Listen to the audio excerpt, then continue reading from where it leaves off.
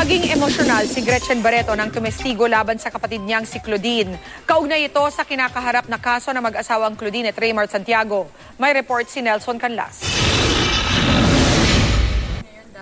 Tumestigo si Gretchen Barreto laban sa kanyang kapatid na si Claudine sa hearing ng Permanent Protection Order at Custody Case sa pagitan ng mag-asawang Claudine at Raymart Santiago.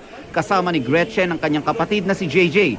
Kasama naman ni Raymart ang kanyang kapatid na si Ruel. Inamin ni Gretchen na emosyonal ang naging pagdinig at magkahalo ang kanyang naramdaman habang kino-cross-examine ng korte. It was very emotional for me dahil syempre babalikan mo lahat ng mga naging nightmare sa buhay namin.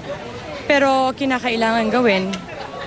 And I'm hoping that later on, when Claudine is in a better state, she will be thankful.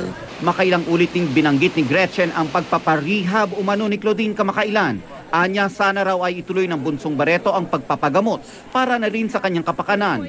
Hindi naman idinetalya ni Gretchen kung saan at para saan ang rehabilitation treatment. Yun ang pinagdadasal namin na she will get the treatment that she needs para maayos naman ang buhay niya, para maging safe siya, maging safe yung mga tao sa paligid niya, and most especially yung mga anak niya. Can you still love your sister? I love her with all my heart. Dahil kung hindi ko siya mahal, wala ako rito. Mas gusto ko nandito si Claudine. Dahil gusto ko malaman niya kung gaano ko siya kamahal at kung bakit ko to ginagawa.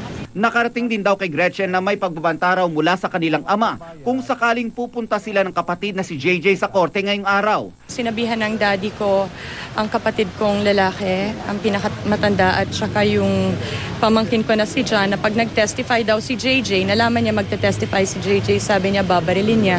At sinabi naman ng aking pamangkin na Tita Gretchen, Tita Marge will testify and sabi niya, I will kill them.